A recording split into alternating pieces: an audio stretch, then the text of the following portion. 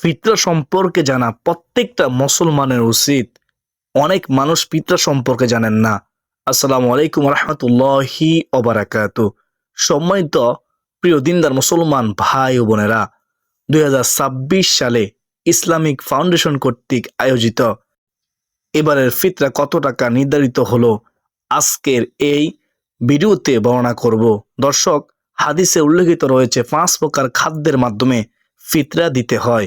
কোন প্রকার খাদ্য দ্বারা কতটুকু ফিতরা ওয়াজিব হয়েছে বা হবে, এই বছরের বাজার অনুযায়ী আমি আপনাদের সম্মুখে তুলে ধরবো ইনশাআল্লাহ। দর্শক, শুধু এতটুকুই নয়, এই ফিতরা দেওয়ার কিছু নিয়মাবলী রয়েছে, কিছু জানার আছে। যেমন ফিতরা কার উপর দেওয়া আবশ্যক, এই বিষয়টা আমি আপনাদের সম্মুখে পরিষ্কার করব। কি সবাইকে দিতে হবে নাকি কেউ কেউ মাপ পেয়ে যাবে? 2, রোজা না রাখলেও কি ওই ব্যক্তির ফিতরা দেওয়া ওয়াজিব?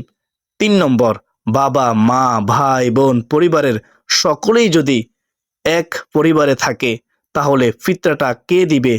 ইনকামওয়ালা ব্যক্তি দিবে নাকি পরিবারের যে মেইন প্রধান বাবা মা তাদের দুজনের একজন দিবে? 4, ফিতরা কাকে দেওয়া উত্তম বেশি আর কাকে দেওয়া উত্তম নয়, এই বিষয়টি জানা খুবই প্রয়োজন।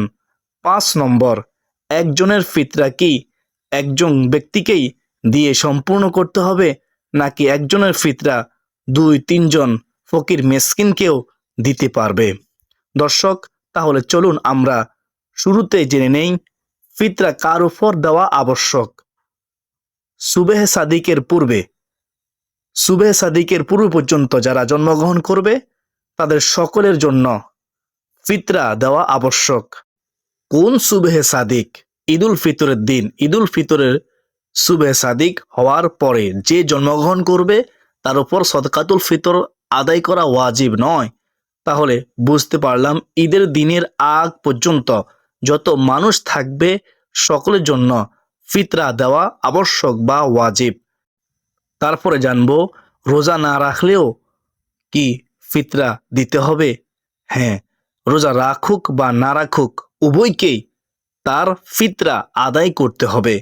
বাবা মা ভাই বোন এদের মধ্য থেকে যে যে নাকি স্বাবলম্বী সে ফিতরা দিবে, এটাই স্বাভাবিক।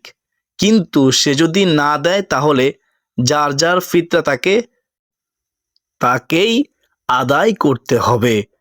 প্রত্যেক ব্যক্তির ফিতরা প্রত্যেক ব্যক্তিকেই দিতে হবে।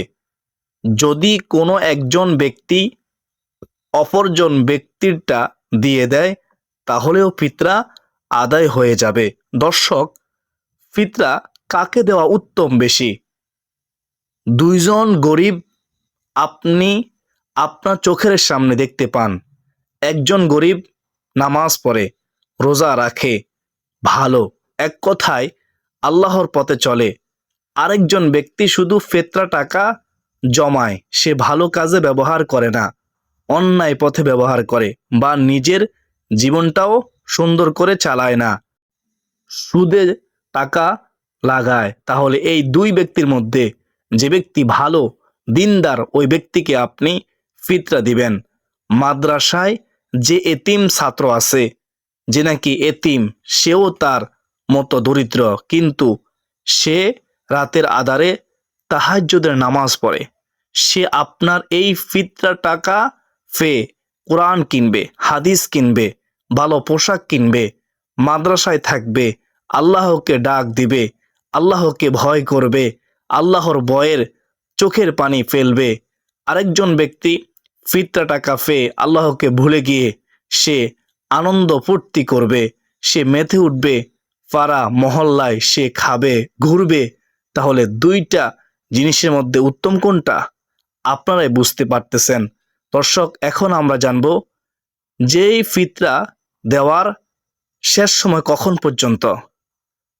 ফিতরা দেওয়ার শেষ সময় হলো শেষ রমজান, অর্থাৎ আপনার ঈদের নামাজের আগ পর্যন্ত।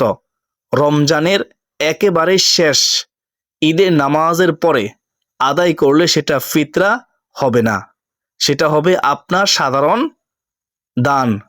এখন আমরা জানব ফিতরা এই বছর কত টাকা নির্ধারিত হলো। দর্শক, হাদিস শরীফে 5 প্রকার খাদ্যের মাধ্যমে ফিতরা দেওয়ার কথা উল্লেখিত হয়েছে। 1. গম বা আটা, 2. পনির, 3. খেজুর, 4. কিশমিশ, 5 নম্বর হলো জব।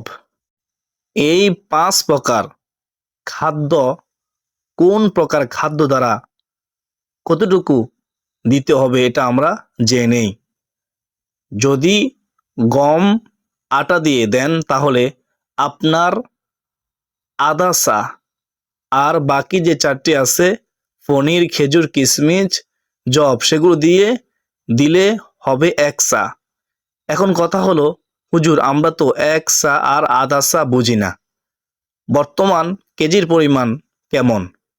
আধা সা হলো 1 কেজি 650 গ্রাম, তার মানে 1.5 কেজি 150 গ্রাম, 1.5 কেজি 150 গ্রাম।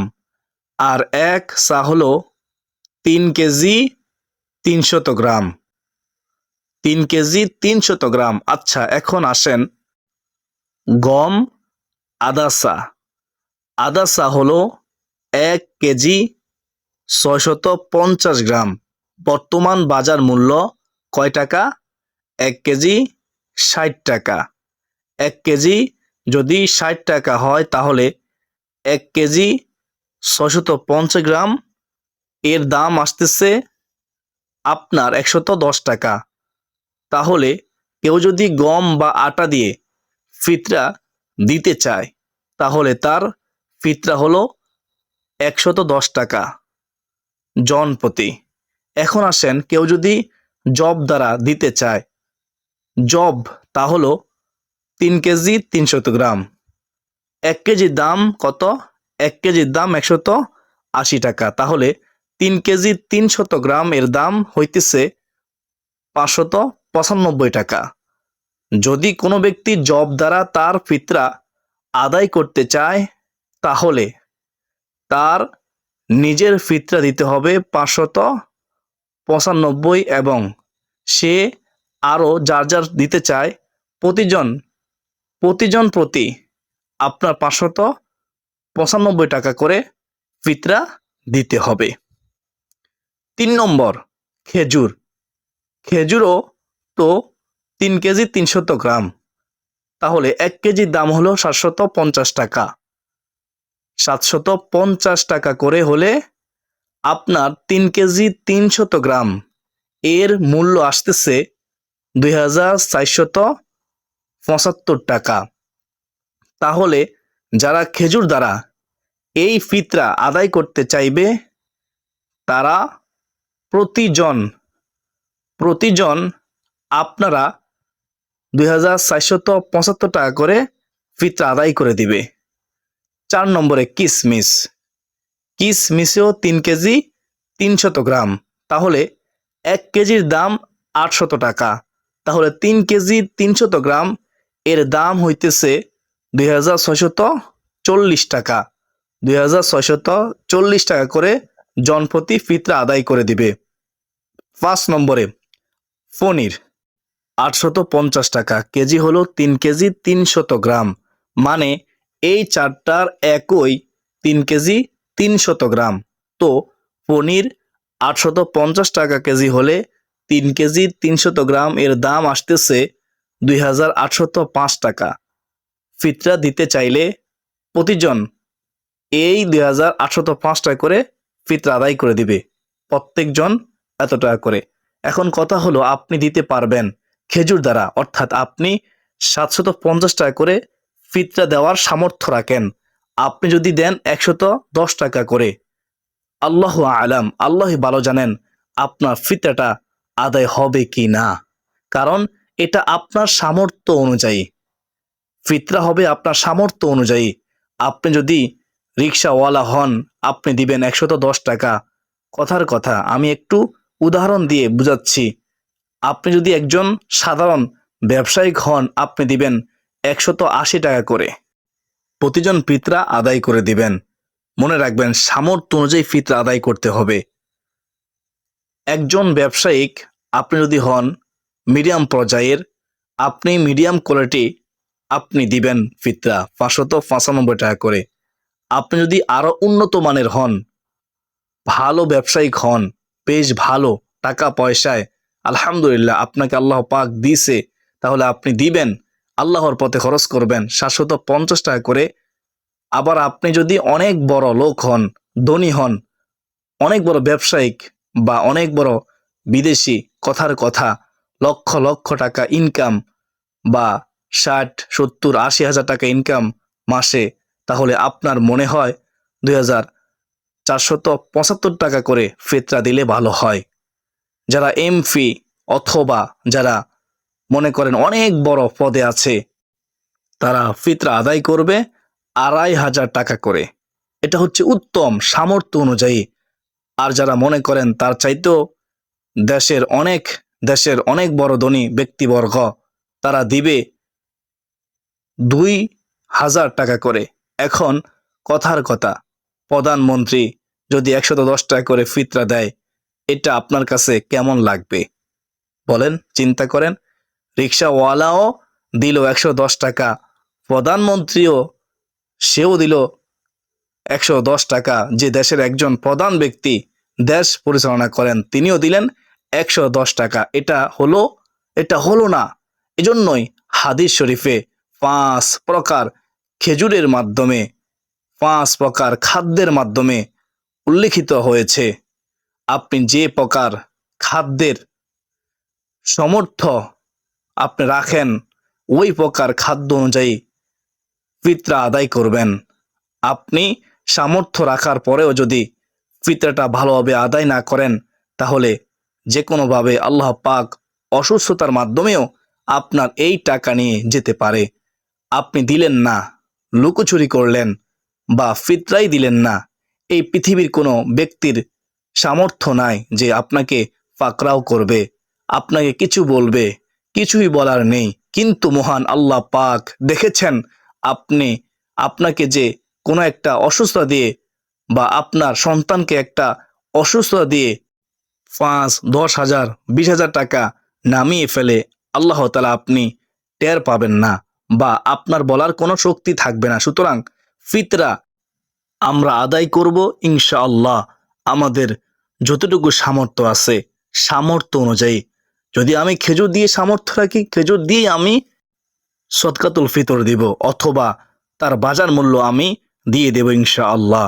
যদি আমি কিশমিশ দিয়ে, পনির দিয়ে ফিতরা দেওয়ার সামর্থ্য রাখি, তাহলে আমি পনির দিয়েই অথবা তার দ্রব্যমূল্য দিয়েই আমি ফিতরা আদায় করব। সর্বোপরি কথা হলো আমাদের সামর্থ্য অনুযায়ী ফিতরা দেওয়া উচিত। আমার আপনার জীবনের সমস্ত গুনাহ মাফ হবে। আমরা যে রোজা রেখেছি, রোজার মধ্যে ভুল ত্রুটি হয়ে থাকতে পারে, আমাদের রোজা আল্লাহ তাআলা কবুল করবেন। আর যদি আমরা ফিতরা আদায় না করি সঠিক নিয়মে, তাহলে আমাদের রোজা ঝুলন্ত অবস্থায় থাকবে, আল্লাহ তাআলা আমাদের রোজা কবুল করবে না।